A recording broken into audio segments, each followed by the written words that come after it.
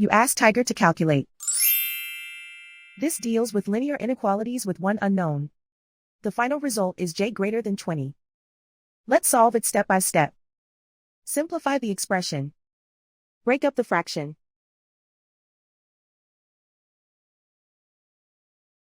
Find the greatest common factor of the numerator and denominator.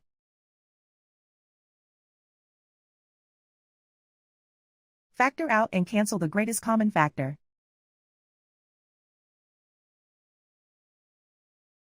Group all constants on the right side of the inequality. Add 9 to both sides.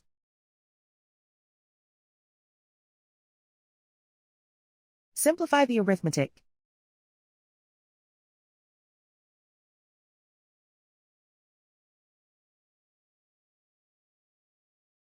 Isolate the j. Multiply both sides by 2.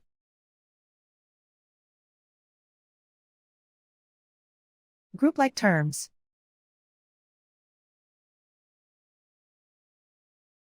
Multiply the coefficients.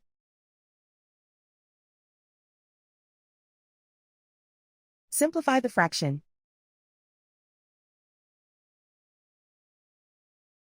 Simplify the arithmetic.